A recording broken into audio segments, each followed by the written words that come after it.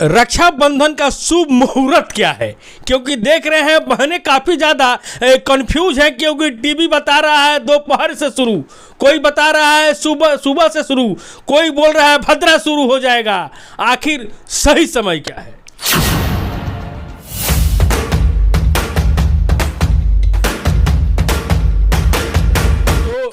कृष्ण के भी बहन थी और कंस के भी बहन थी, दोनों रिश्तेदार थे, तो एक पराजय हो गए और विजय हो गए। आखिर वो रक्षा किस मुहूर्त में बांधा गया था से कंस पराजय हो गया और कृष्ण विजय हो गए?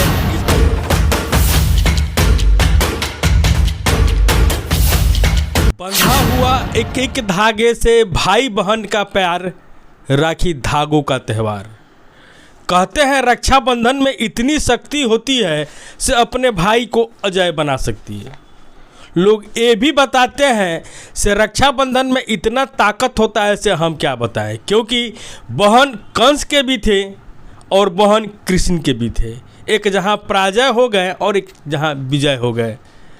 आप देखते होंगे पंडितों के द्वारा जब हाथ में रक्षा सूत्र बांधा जाता है तो दीनबंधु बलिराजा मंत्र का उच्चारण किया जाता है। क्या वाकई में रक्षाबंधन में राखी बांधने के लिए भी कोई मंत्र का करना चाहिए? अनेकों सवाल है और इस सब सवाल का हम जवाब जानेंगे और पहुंच चुके हैं ज्योतिष विद्या केंद्र। हमारे साथ आचार्य उमेश पाठक जी हैं। हमेशा सनातन से जुड़ी हुई या फिर कहे तो शास्त्र से जुड़ी हुई चीज़ों से इनसे हम हमेशा बातचीत करते हैं। आखिर इस बार रक्षाबंधन का शुभ मुहूर्त क्या है? कोई बता रहे हैं सुबह से है, कोई देख रहे हैं टीवी में पंडित जी चिल्ला रहे हैं से एकदम दोपहर से ही बहनें बांधेगी राखी। आखिर कब बांधेगी बहना राखी? चलिए महाराज जी, स्वागत है आपके चैनल अखंड भारत का। धन्यवाद है कि आप सभी पर्व त्यौहार के बारे में पूछ कर जन जन तक पहुंचाते हैं। इसके लिए आपका हार्दिक अभिनंदन है। रक्षाबंधन का शुभ मुहूर्त क्या है? क्योंकि देख रहे हैं बहनें काफ़ी ज़्यादा कंफ्यूज हैं, क्योंकि टीवी बता रहा है दोपहर से शुरू, कोई बता रहा है सुबह से शुरू, कोई बोल रहा है भद्रा शुरू हो जाएगा। आखिर सही समय क्या है? रक्षाबंधन यह एक व्रत नहीं है, एक यह पर्व या उसको त्यौहार कहते हैं। भाई बहन, गुरु शिष्य, जजमान पुरोहित के बीच का यह एक त्यौहार है। धागा के द्वारा अपने आशीर्वाद को अपने भाइयों के नस के द्वारा पूरे शरीर में आशीर्वाद दीर्घायु का हो, विजय का हो, जो आशीर्वाद देना चाहती है बहनें वो देती हैं। इसलिए उसका नाम सूत्र हुआ। जिस सूत्र से, आशीर्वाद रूपी सूत्र से भाई की रक्षा हो उसे रक्षा सूत्र कहते हैं। उसमें मंत्र बोला जाता है, वही मंत्र बोला जाता है जो मंत्र सभी आचार्य, पुरोहित, विद्वान जब यज्ञ महायज्ञों में रक्षाबंधन का मंत्र बोलते हैं, जेन बद्धो बलि राजा दानवेंद्रो महाबलो तेन त्वां प्रतिबध्नामि रक्षे माचल। इसी मंत्र से रक्षा बांधा जाता है। परंतु बहनें इस मंत्र को तो उच्चारण नहीं करती हैं, परंतु इस मंत्र से भी ज़्यादा अपनी आत्मा से आशीर्वाद को अपने भाई के पूरे शरीर में प्रदान कर देती है। इस बार का रक्षाबंधन का शुभ मुहूर्त कब है? इस वर्ष 19/8/2024 सोमवार को कि भद्रांते रक्षाबंधनम, भद्रा के अंत में रक्षाबंधन किया जाए। निर्णय सिंधु इत्यादि ग्रंथ भी ये कह रहा है कि भद्रा में रक्षाबंधन नहीं करनी चाहिए।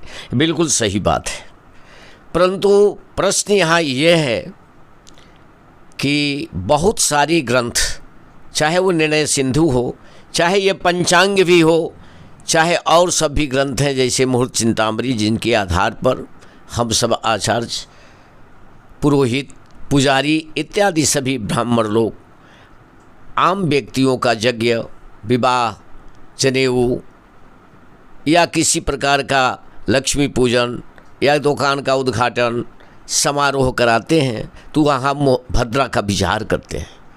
भद्रा विचार करने का एक नियम है कि भाई भद्रा तो है, लेकिन भद्रा हमेशा मर्तलोक पर नहीं रहती है। तो इस वर्ष हम जाने कि उस दिन अर्थात 19/8/2024 सोमवार को भद्रा कहाँ पर रह रही हैं, उनका निवास कहाँ है। इसके हिसाब में ये बताया गया है मुहूर्त चिंतामणि नामक ग्रंथ में, जिसके आधार पर हम सब यज्ञ का मुहूर्त उतारते हैं। या पंचांगकार भी ये बात लिखा है कि भद्रा जहाँ रहती है वहाँ पर अच्छा फल नहीं देती, और जहाँ नहीं रहती है वहाँ अच्छा फल देती है। तो इस वर्ष सोमवार को 19 तारीख को पूरे दिन भर यानी एक दिन पहले से रात्रि 8 बजे तक चंद्रमा मकर राशि पर रह रहे हैं। जब मकर राशि पर चंद्रमा रहते हैं तो मुहूर्त चिंतामणि के आधार पर भद्रा जो है पाताल लोक में निवास करती है। तो सोमवार को 1:25 तक भद्रा है, काशी के देशांतर के, काशी के अक्षांश के अनुसार। तो 1:25 तक भद्रा पाताल लोक में निवास करती है। इसका श्लोक है कुंभकर्कट द्वये मर्ते स्वर्गे जे जात्वे लिगे स्त्री धनु जुनन क्रेधो भद्रा तत्रैव तत्फलम। अर्थात मकर राशि का जब चंद्रमा होते हैं तो भद्रा पाताल लोक में निवास करती है। इसका फल होता है स्वर्गे भद्रा शुभम कुर्जात। स्वर्ग में जब भद्रा रहती है, कोई काम मर्तलोक पर किया जाता है तो वह शुभ का प्रतीक है। पताले च धनागम, पाताल लोक में यदि भद्रा रहती है धन का आगम होता है। आ मर्तलोके यदा भद्रा सर्व कार्य विनाशिनी। आज यदि मर्तलोक पर भद्रा होती है तो कार्य विनाश होता है। इसलिए यहाँ पर स्पष्ट रूप से महावीर पंचांग में देखा जाए तो स्पष्ट किया गया है कि उस दिन भद्रा पाताल लोक में निवास कर रही हैं। तो यदि पाताल लोक में भद्रा निवास कर रही हैं तो हमको मर्तलोक पर कोई भी शुभ काम करने में कोई परेशानी नहीं है।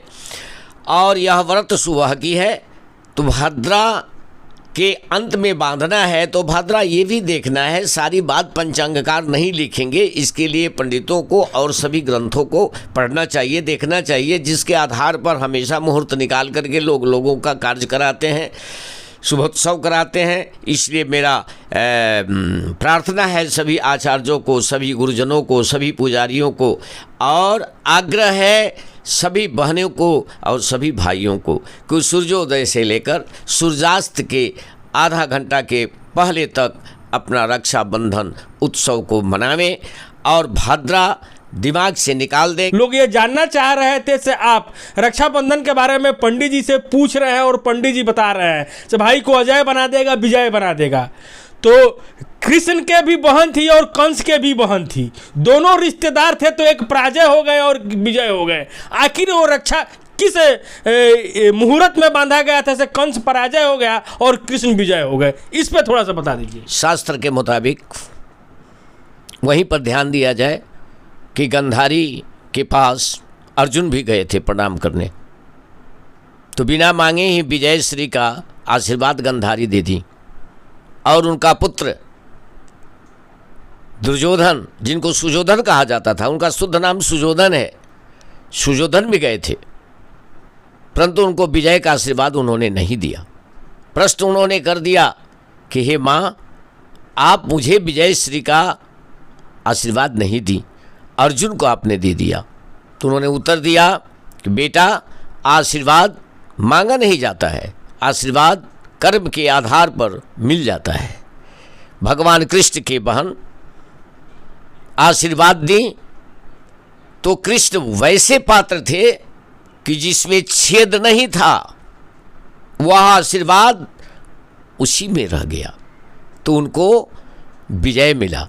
अर्थात बर्तन में शुद्ध दूध डालिए, अगर बर्तन साफ न हो, बर्तन में छेद हो तो सारा दूध बाहर निकल जाएगा, अगर बर्तन साफ नहीं हो तो दूध फट जाएगा। ठीक उसी प्रकार कंस का हृदय साफ नहीं था, इसलिए इसका आशीर्वाद वहाँ पहुँचते ही दूषित बर्तन के समान यह आशीर्वाद फट गया, यह निष्क्रिय हो गया और उनको लाभ नहीं मिला। यही कारण है, जैसे आप किसी चीज़ को लेते हैं तो आप रखने वाला पात्र भी रखिए।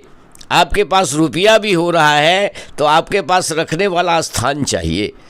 ठीक उसी प्रकार आशीर्वाद भी रखने के लिए आपके पास पात्र होनी चाहिए। राजा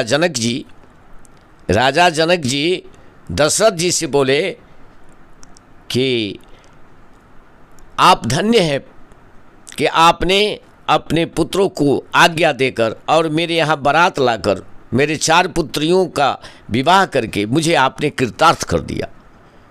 तो दशरथ जी ने कहा कि हे विदेह, मुझ में कोई खूबी नहीं है, मैंने कोई कृतार्थ नहीं किया। आप ऐसे पात्र थे कि मुझे आप अपने पात्र में, अपने बर्तन में, अपने प्रेम की बर्तन में समावेश कर लिए। महत्व दूध का नहीं होता है, महत्व होता है पात्र का। यदि आप पात्र अच्छे हैं तो दूध आपके पास अच्छा ढंग से रहेगा, यदि आप पात्र अच्छे नहीं हैं तो वह दूध चाहे जितना भी कोई दे वो बेकार हो जाएगा। ठीक उसी प्रकार कंस के बहन तो देना चाहिए, लेकिन कंस का हृदय रूपी पात्र दूषित था, उसका आशीर्वाद भी निष्क्रिय हो गया।